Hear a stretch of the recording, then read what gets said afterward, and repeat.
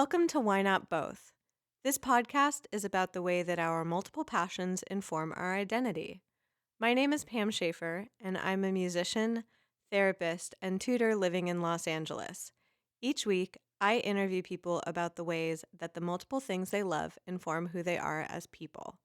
You can learn more about this podcast as well as our guests on our website, which is wnbpodcast.com.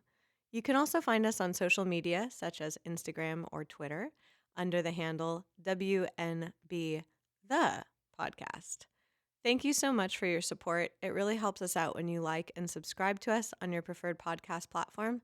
So not only do you get the latest episodes, but other people can see us as well. Thank you again, and I really hope you enjoyed this week's interview. Welcome to this week's episode of Why Not Both? I'm here with Toli Carter. He is a game developer and a maker of things. Hi, Pam. Pleasure to be here. Pleasure to have you here. So the first question that I ask people on the podcast is, what do you do? And is there, in fact, a better question I could ask you?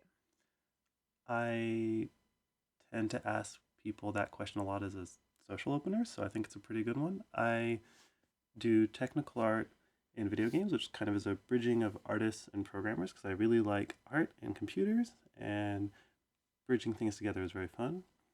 And recently I've been doing jewelry work as my second thing, some jewelry and some crafts, depending on context.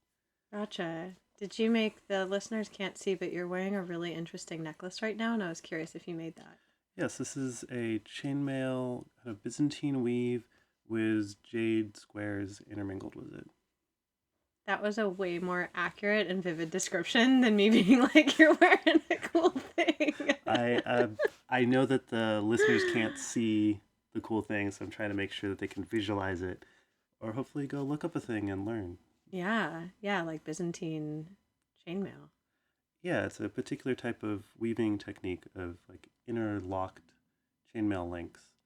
And I thought it was pretty cool when I discovered it, so I did it on a few different pieces. That kind of leads me, I guess, into the next question I was going to ask. I was like, how did you discover you were passionate about these things? And I'm really curious, actually, about the jewelry passion prior to the game passion, because I'm like, wow, it's very specific. It is. I get random requests, or I get occasional requests from people who've met me over the years who are like, hey, can you make a thing? Mm-hmm. And about 3, maybe 4 years ago, someone reached out to me and said, hey, I want a ring for my girlfriend so we can get engaged, and I want it based off this character in a video game that you worked on. Oh. And I want this very particular sort of aesthetic that is a fantasy aesthetic. And I went and talked to real jewelers and real gem suppliers and said, hey, can I get gems in this shape? Can I get you guys to make this thing? And they're like, nope, we wouldn't do it. It'll just break. I said, oh, it's fair. It did break later. But that started me down looking into the technologies around resin casting to make a false stone for the setting, and 3D printing to make a really fantastical ring. And those two things paired together led me to look closer at how accessible that technology was for kind of something to bridge to from my game development skills, because a lot of the 3D modeling techniques transfer over to 3D printing. And I took a bit of sculpture class during college, and so applying that in other contexts was very fun. And it gave me a chance to explore some more of the artistic elements that I don't always get to explore during work. I do a fair amount of programming, and well, it fluctuates, but I at the time was doing programming. And having an opportunity to go home and do art helps me balance those two sides of my head. I was going to say, that's so interesting that it was an offshoot of something that you had designed within a game, and someone was like, hey, can you bring this, into Meat Space? It was a pretty fun request. It took, it was not a profitable commission in terms of like hours, but it was very profitable in terms of knowledge, and I had to go and learn a lot, which is something I really relish. I was going to say, because it sounds like there's actually a fair bit of overlap, you said, in the 3D modeling aspect of it. Um, how is what you do like in the jewelry world different than what you're doing in the game development world? In game development, uh, I do a lot of tools programming and pipeline work, which, if you're unfamiliar with development, is making it easier for other people to do their job. So someone will say, "Hey, I'm trying to make something. I'm trying to make a level, Mm-hmm. and I have 100 trees that I want to place on this mountain range, but it would take me a long time to place them all over the mountains by hand. I see. I could potentially make a tool that allows you to paint them on or iterate on top of them, and just generally go directly to the creative part of the process rather than worrying about all the technical underpinnings." Oh, got it. Got it. You're like, you've painted a tree. How do you put a bunch of them on the mountain? Or I might be the person who makes the paintbrush or makes it so that multiple people can collaborate on setting up the mountain range. So I'm not Got it. necessarily making the final art myself, but I'm Mm-hmm. enabling other people to do that. And a lot of my work is being an aggressive enabler. Those are two words you don't usually hear together. Aggressive enabler. I mean, do you want to do a thing? We can do that. There isn't really a other step in there. It's just a lot Right. of, okay, you want to do it? Let's figure out how. I also really like the calm demeanor with which you said aggressive enabler. Been at it for like a decade, so How did you get into game development? Like, how did you discover a passion for that? it's woven into a few different points. Initially, I was actually thinking about going into fashion, so jewelry touches that a bit. Got it. But in high school, we had a lecturer come in who pitched us on going to some trade school in another state. And I was like, okay, so someone makes video games? I'm a someone. I could make video games. So you aggressively enabled yourself. I had some support that in the form of my father, who helped kind of help me find schools, and we went and looked at a few different ones. So I didn't just like magically teleport through the college process, but I had help and a space and time given so that I could actually focus in on my studies for that period of time. It was harder than I directly remember right now because it's been a while. But I recall it took a lot of work to go from "so I can make video games?" question mark to "so I work making video games." Um, but I met a lot of interesting people along the way who were like half anime rival and really good friends to help make things happen. I like anyone that can be described as, at least 25% anime rival. I only had one arch nemesis, and we're friends. I cannot imagine you having an arch nemesis. That's fascinating. It was a interesting person to run across, like, but I think that's a topic for another time. Yeah, I was like, that's fascinating because that kind of, I guess, like my definition of you in my head is like I had said, like how you very calmly said aggressive enabler, and I was just like, huh, you had an arch nemesis, and I was like, I wonder how the things that you've been interested in define who you are. Like, has your self definition changed over time in regards to like going from, oh, I can be a person who makes games to now I'm a person who makes games, and now I'm a person who like is casting these cool rings, and like how has that shifted over time? When I started out, kind of leaving college and getting a job, my entire person was focused through. So I make video games, and that is life, and that is love, Mm. and that is everything.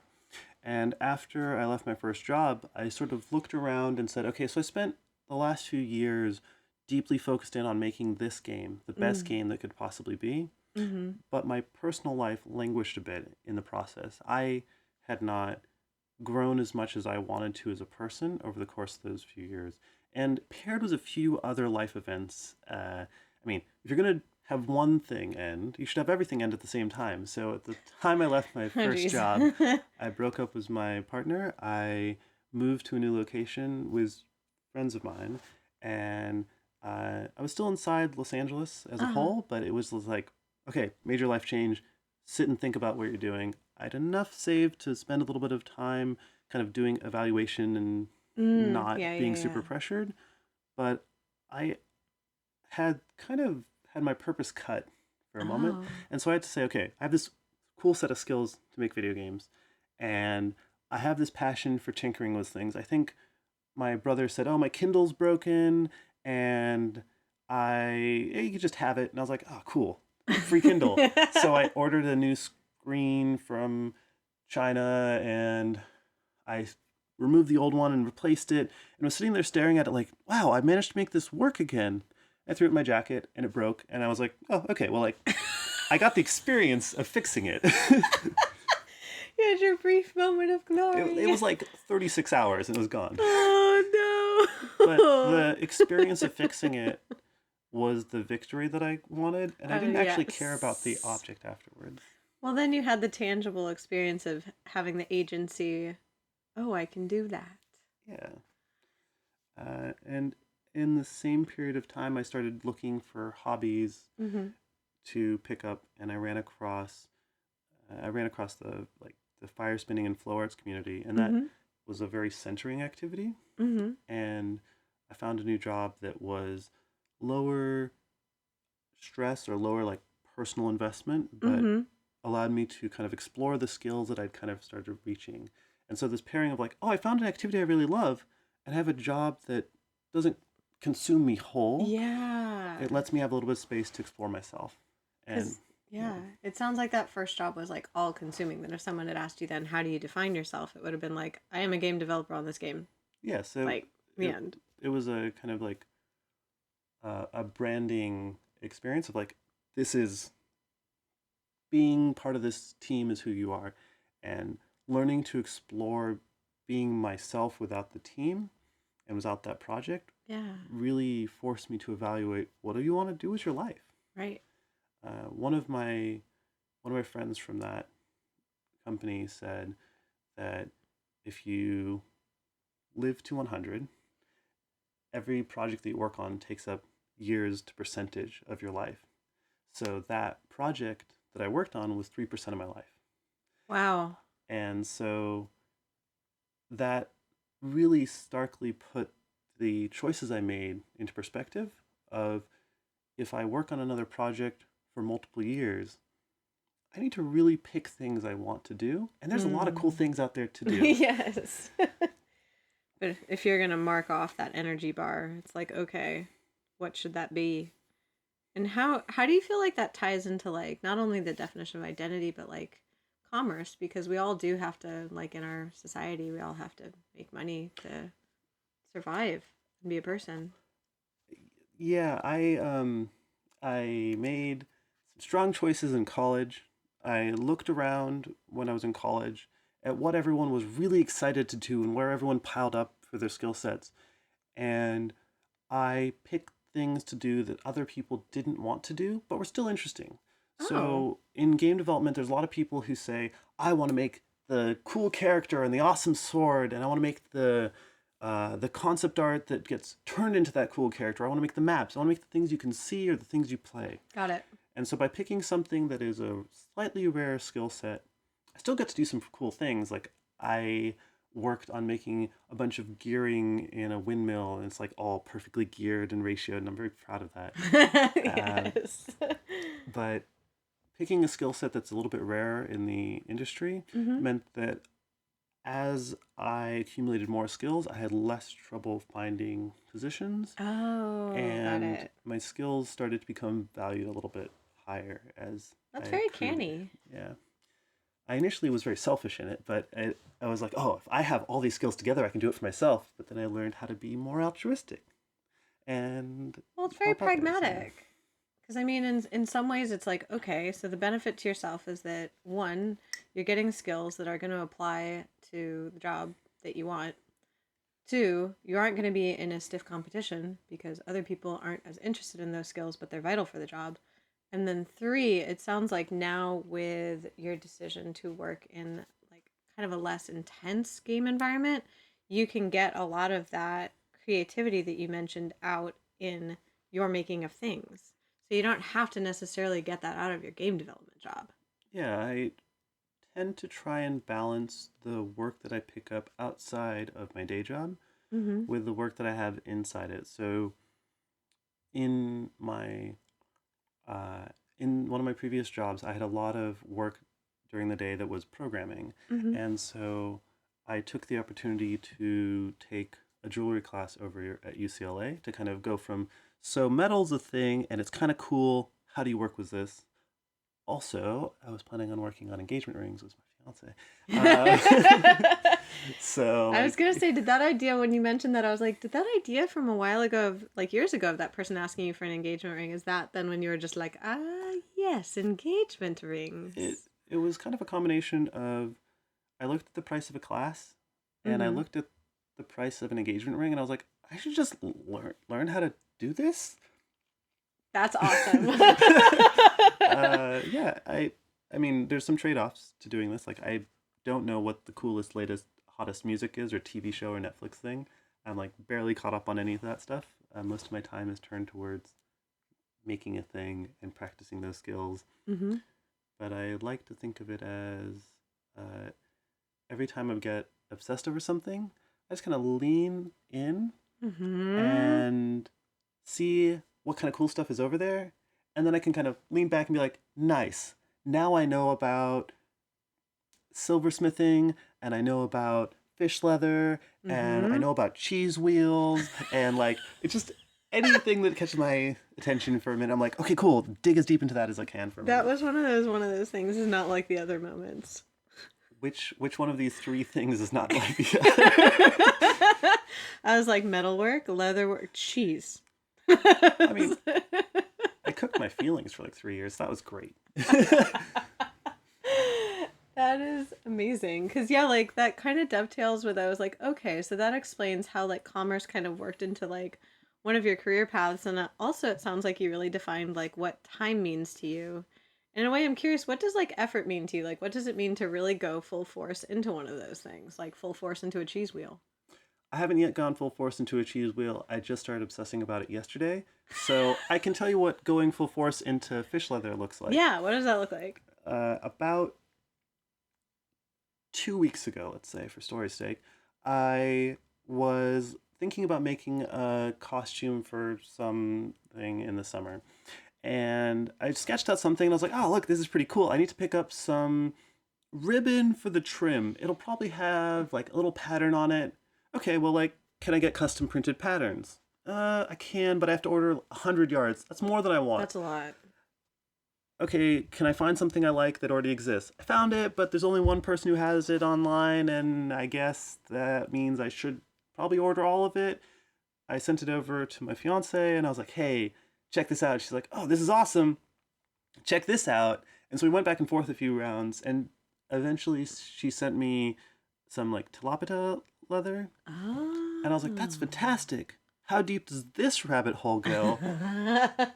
And I started looking through like, not a Wikipedia, but like a wiki-esque article on fish Mm-hmm. leather, and Mm-hmm. I was like, okay, there's salmon. You can get pretty much any sort of fish that's farmed for food Yeah. as leather, but I kept going, and I was just like, okay, get stingray. That's pretty cool and unique. I haven't seen that before. Wow. And somewhere deep in the article, there was a type of fish called an ari prima or a pirarucu. I'm butchering that horribly. It's a Brazilian Amazonian fish that grows to 5 to 8 feet or something in that range. I don't know exactly. That's at least a Mia fish. It is a whole lot. And one of the technical artists I work with right now is from Brazil. So I turned to him and I'm like, hey, have you heard of this fish? He's like, oh yeah, we went out and I've caught it before. It's quite a fighter. And I was like, okay, well, it's real then, right? I like that you wanted to just confirm its existence. I don't believe everything I read on the internet, so I try to like Valid. trust, but verify. Valid. So I dug in a little bit deeper and I found out there's fashion designers in Brazil and in Europe that are starting to use this for clothing. Oh. And it has scale patterns on it that are like 3/4 of an inch per scale. Ooh. And you can get a whole hide off the internet. So I have ordered samples of that leather, and they're on the way right now. So I'm like still in the Wow. hype mode for this. Hype for the fish leather. But that was one of those things that if I had kind of gone, oh, I can just get trim at my local fabric store Yeah.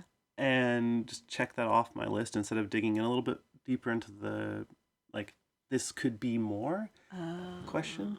I think that's how I juggle most of my passions is I just go, well, I really like working on this thing and I want this thing to be the most. Yes, yes. And it sounds like there's two things that I was like thinking of when you were saying that. I was like, one, it does sound like a lot of your decisions have actually been informed by the interest in fashion that you mentioned. Um, Some of them, I think speaking specifically towards jewelry and costume design, a lot of it comes from I think aesthetics are pretty cool, and so I mm-hmm. will go and dig to find whatever I think is the coolest thing to make that happen. Right.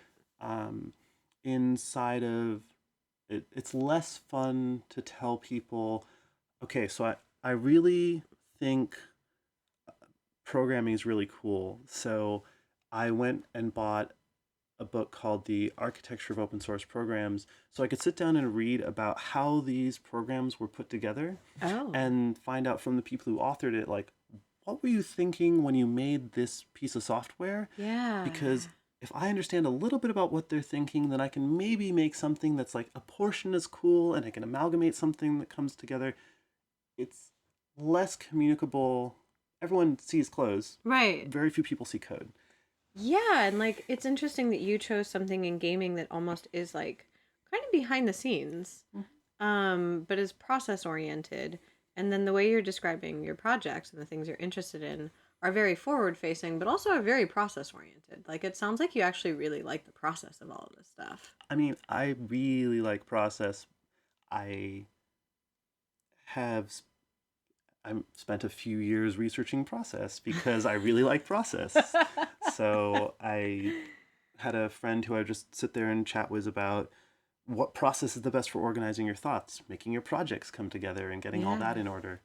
And I don't know if I have all the best answers, but I have good enough answers to keep myself somewhat organized, so I keep doing a thing. So you keep doing the stuff. Mm-hmm. Yeah, and it sounds like there was a definitive almost like break at the end of that job that you mentioned where you like left the job, broke up with your partner, moved.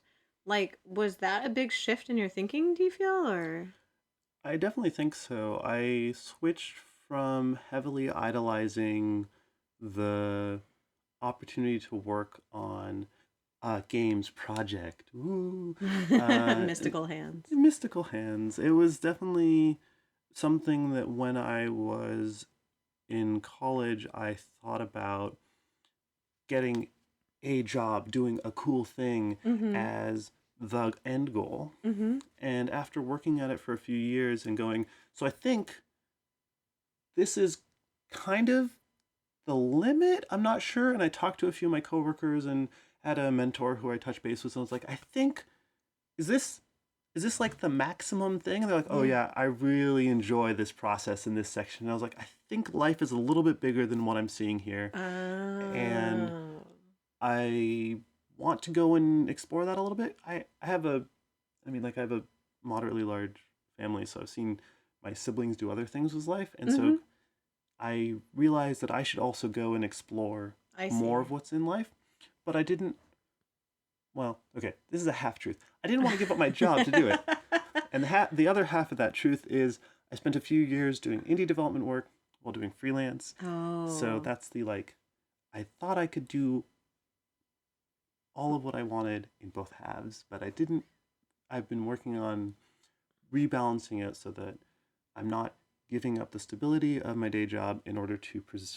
pursue the secondary interests. It sounds like, because yeah, it sounds like before you almost had like a one track narrative, which I'm curious, like, because I've been asking a lot of guests, like, where do you think that comes from that we tend to have that narrative of like, this is the thing you do, and but then you arrive at the thing and you're like, is that it? I'm not sure where it comes from, but I know that a lot of times it's difficult to feel like we have enough time to do more than one thing. Hmm. There's a very easy rhythm to get into of I have my main activity, my day job, or whatever thing that fills up the majority of my day, let's say 8 to 10 hours, assuming things pretend to be time boxed. And when I go home, I go to leisure activities, which aren't really in the same tier as my main activity. So you say I have my work and I have my play, and my play is just for leisure. It doesn't necessarily go anywhere. I started realizing, and I have a fun indicator for this one, I started realizing while I was unemployed between first job and second job, that I had spent 700 to 1,000 hours playing a video game. Wow. And when I considered that against the 10,000 hours rule, which isn't exactly a real rule, but as a notion, I realized that I had squandered an opportunity to spend 1,000 hours learning a skill, or spend 1,000 hours working towards something that would raise me up. I was better at the video game, right? But all those skills were non-transferable. Oh, I was actually going to ask that. Is like, do you think that there are transferable skills from that, or where you're like, oh, I was just kind of working at the level that I was at? I definitely have a better understanding of that particular type of game and how communities work around that game, and enough analysis of like the art style and some of the economy elements that I can talk to it eloquently.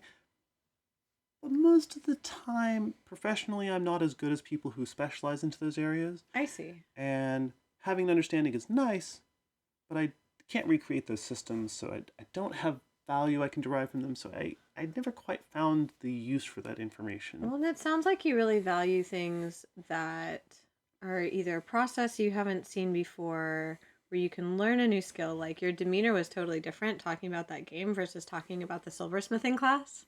Yeah. And so, I mean, I'm like, those seem like very different value objects for you.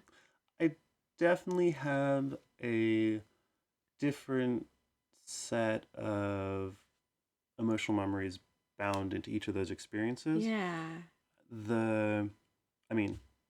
The game experience is stuff that I really love, but it is also stuff that has a lot of pain associated with it. The silversmithing has a lot more pure joy and play associated there. So it's a place and an activity I can go to when I just want to play.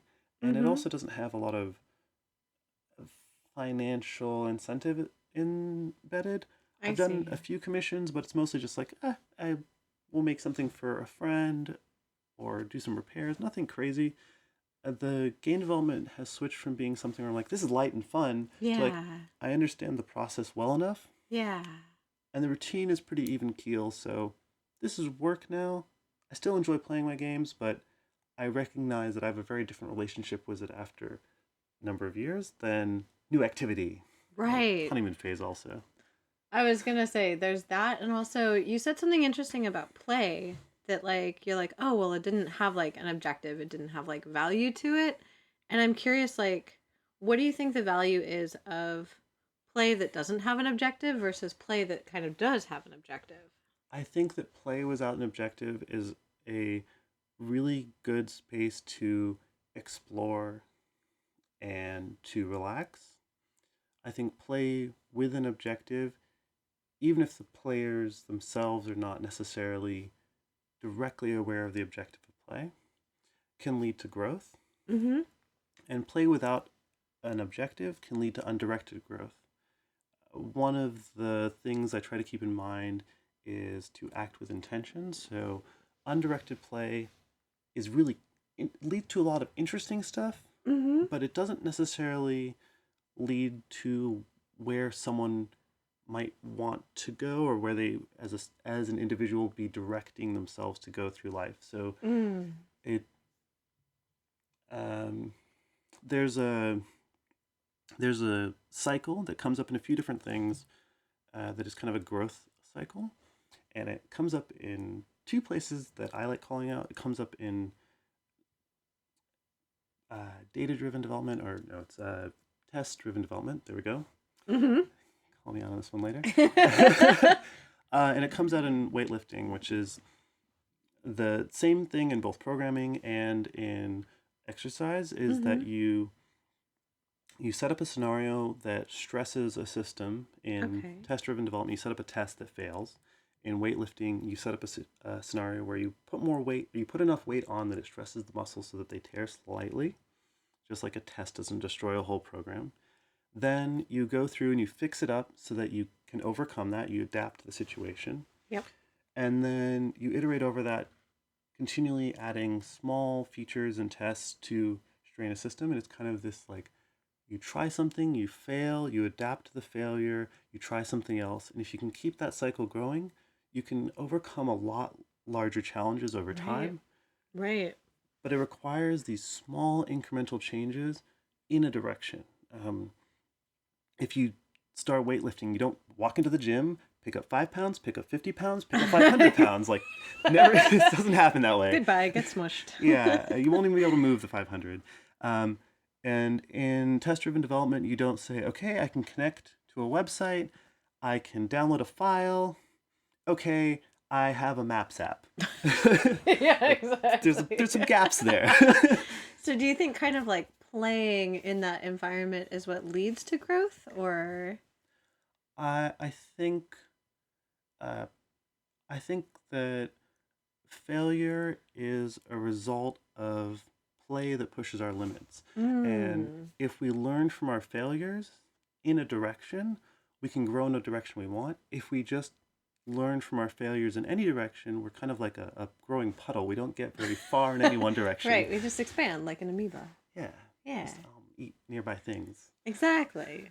And it sounds like also like you learned part of that by branching out into different fields. Like it sounds like in a way if you had stayed just in game development, you might not have like, gotten the experiences of the flow arts and then tapping back into the fashion stuff and going into jewelry and then seeing that you can affect things in physical space with the same kind of processes. And it's like it sounds like you were able to steer your ship instead of, like you said, just sort of amoeba, like, oh, I've learned this random thing. It definitely had moments where I learned things and then stitched them back together later. Got it. I think one of the phrases or like ideas I ran across is that knowledge is a tree and all of the different disciplines or branches. And there's another paired idea that when you see experts, they're like two people on very tall mountains of knowledge that are yelling at each other, and there's a big valley of intermediary topics that they have to bridge in order to be able to talk to each other at an even level. So a lot of times when you have two experts talking, they can only talk at their lowest common denominator of knowledge. They can't actually talk at the depth of their expertise or the height of their expertise in this analogy. So figuring out how to build those bridges between expertises, where I'd be like, is the key that I started trying to dig towards. I can't say I've figured it out perfectly, but I've gotten like a little bit of insight into bridging between like, okay, there's a deep discipline over here. I'm going to build a little molehill and then jump over to it. I definitely have more skill acquired in game development, but finding out how to see the path up to other disciplines just a little bit is something that has helped me build up a gentle incline of understanding in different directions. And do you find that it's fulfilling to do things outside of game design? Like, do you think that, after that break, like, do you think, oh, I've actually learned a lot more from delving into these different disciplines? Or do you, would you recommend someone else do that, basically? As one of the rules in visual art is that you're only as good as your reference.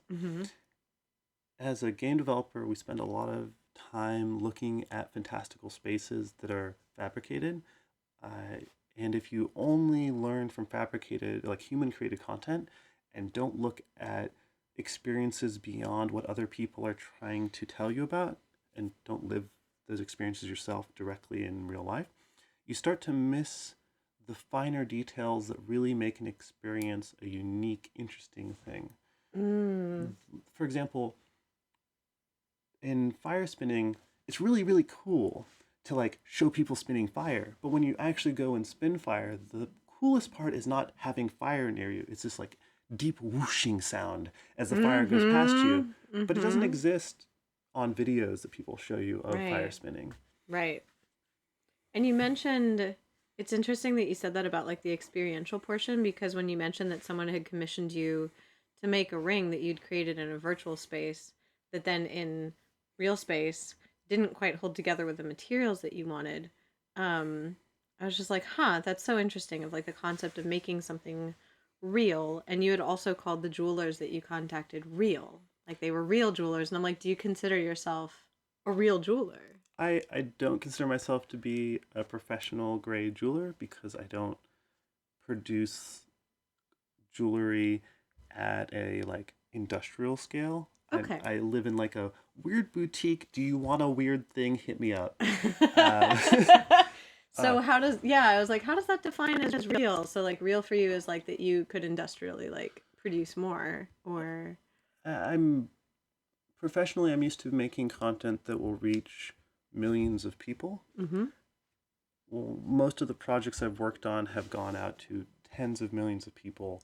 So my mental scale for making things that influence the world Mm-hmm. at a large scale is it has to reach a lot of people. And I recognize that every piece of jewelry is very directly impactful. Mm-hmm. There was a ring that I made in December 2018 that was kind of shark themed, and I sent it off to someone, and they messaged me back like, "Oh my gosh, this is very cool. I'm gonna have to redo my whole shark related outfit for this particular ring." And I was like, I feel like I've touched a very small portion of the world by doing this. I'm still not sure. I don't know what makes things real yet. I'm still working that out. I've lived in fantasy spaces and virtual spaces for a long time, and those have definitely had real impacts on individuals. Yeah. And so it's hard to say where the line is. Like, where does the magic circle end? Yeah, because I'm like, even if it's on like one is almost like a scale that it's hard to conceptualize tens of millions of people. Whereas on the other hand, that's so interesting that you talked about like that one personal connection of like, oh my God, a shark ring. Now I have to redo my whole shark outfit. I'm like, you clearly impacted that person. That person's designing a shark outfit. And it's actually been one of the most interesting portions of making things at a smaller scale and having my professional creation and influence and my personal influence be at such different orders of magnitude. Yeah. It it's kind of the you have to remember that there are real people on the other side of a Facebook like, and it's not just like I want another heart emoji. Right. Give me more hearts, Facebook. Give me more stamps of validation. When you think, hey, 20 people liked my status, and you imagine sitting down to brunch with 20 people, and each one of them gives you a thumbs up or a high five for doing something cool, there's a much larger impact mentally for that achievement. Yeah. So a lot of my hobby work is trying to remember and connect more directly with individuals. Oh, yeah, because I'd imagine, like, for instance, if you had at brunch, like, a receiving line of people high-fiving you for your jewelry work, it would be, like, a really personal and interesting experience, whereas if you had the same receiving line for people that had played your video games, you'd never leave brunch? Pretty much. I was stuck in the Los Angeles hell of being eternally trapped in brunch. There is no life. There is only brunch. One of the games I worked on, the one I worked on early in my career, we had an event that rented out an arena and brought a bunch of players together. And I went to it a couple different years, once as a developer and once after I left the team. Mm-hmm. And when I went as a developer, I had a lot of internal arrogance about like, oh, all these people are here because I made something cool, not recognizing the contributions of everyone else on the team to bring it together. I see. When I went as an individual, I didn't have the same value for the content as the fans, but I got to really, I like sat, as a developer, I sat like in the, I don't know, like the third tier of seats. And then as a individual coming back later, I sat like way up in the nosebleeds. But people were so excited about the content, and seeing their individual reactions to it made it a much more real experience because suddenly people cared so much and you could see how much they really were invested in it. Where if you sit kind of like in an isolated spot and you're like, okay, I just have to, I'm here and I'm a professional and I'm having an okay time, but I'm really just here because it's a professional thing. You have that distance, you have that remove. And it sounds like in a way you were also talking about like the difference of kind of working on a team and kind of being part of a team and helping people almost like facilitate their work versus then your work making things where it's like, is that more solitary or is that... It's generally been solitary. I've had a few collaborative projects, and not as many. Most of it has just been like, hey, I'm gonna go do a thing, and no one can stop me. I don't know who's gonna stop you from ordering fish leather. And no one. Everyone's been super supportive, and I feel like someone should stop me. Someone should be like, Toli, no, you're out of control. I don't know. I mean, I found a supplier in Iceland, and I found one in New York. So like, I guess I can call people now if I want fish leather. Like that's not something I could say a month ago. You know, having been in Iceland, there's a surprising amount of fisheries just, around. Mm-hmm. And so I think that they probably would really like to offload some of their fish leather. They they supply a great deal of it in any color you want, up to 200 colors. That seems accurate. Yeah, like I'm thinking about it, I'm like, huh. I don't know how you could recommend people get into fish leather, but I'm like, how would you recommend if someone was like, wow, I want to go into game design. I want to be a game developer. How do I do that? Like, what would you say to like mini you to be like, oh, this is how you do that? Well, do it. It's trademarked, but you should do it. The thing that's really important to recognize is that you don't have to make a game that reaches millions of people to be making a game. You can make a game that reaches your 5 friends. You could make a game that goes to your siblings, your parents, your class, and you can put it out there or not. You can just keep it private. When I was in high school, there were people who were making games on their calculators, and they were still making games and practicing the skills of, is this a fun experience? Can I use the hardware well? And can I give it to other people? Right. So right now, the succinct thing is download Unity or Unreal. They have great tutorials.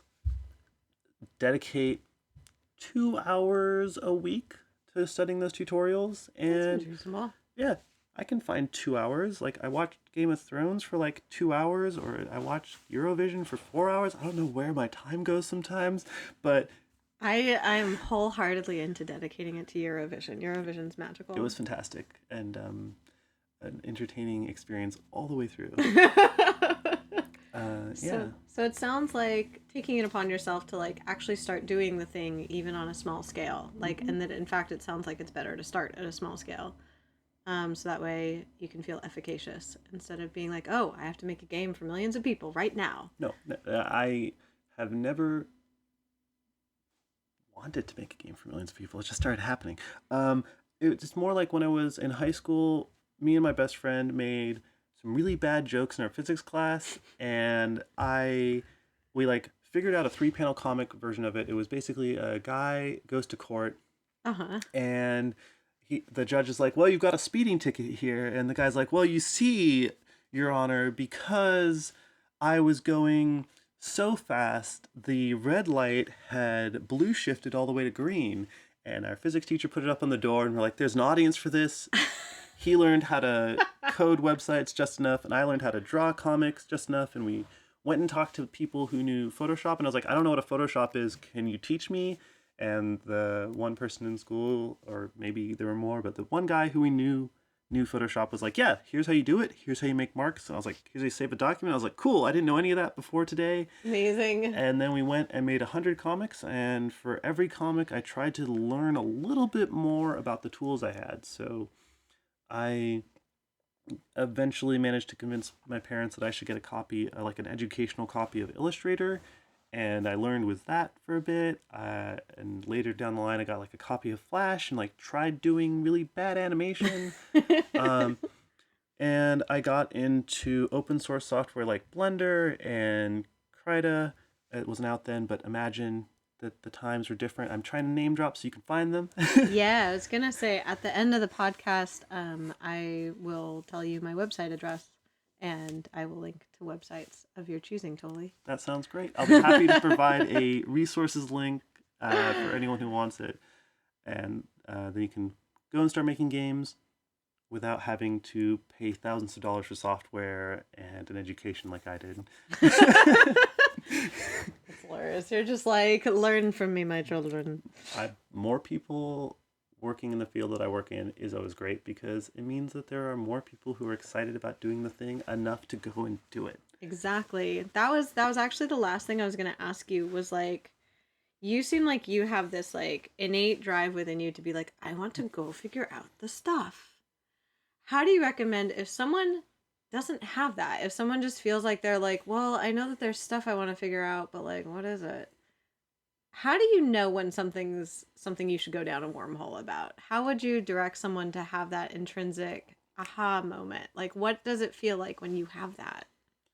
I think it's let yourself be silently drawn by the things that attract you. So if you sit down and you drink a glass of tea and you're like, I really like tea and this was really nice. I'm going to go and find out what type of tea this was so I can have it again. And then, cool, you have that glass of tea again. You're like, this was nice. Maybe there's other teas I like out there.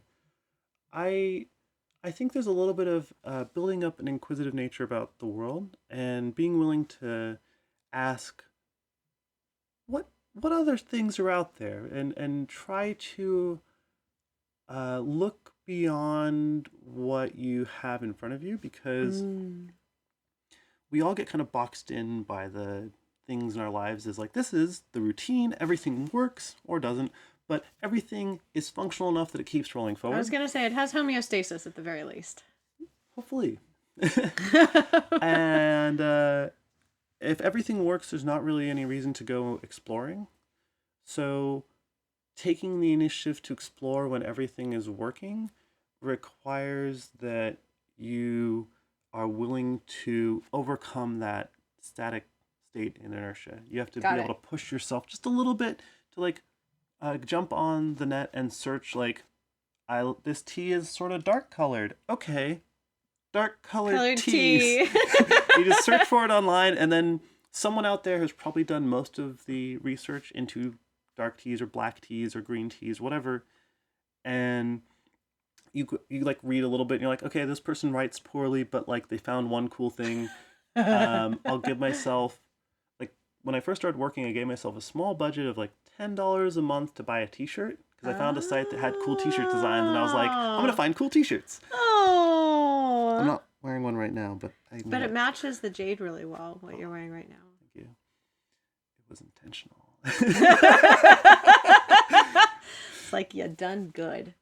So it sounds like giving yourself space to be curious about things, because I feel like we kind of don't give ourselves a ton of space or give ourselves permission to have space for that.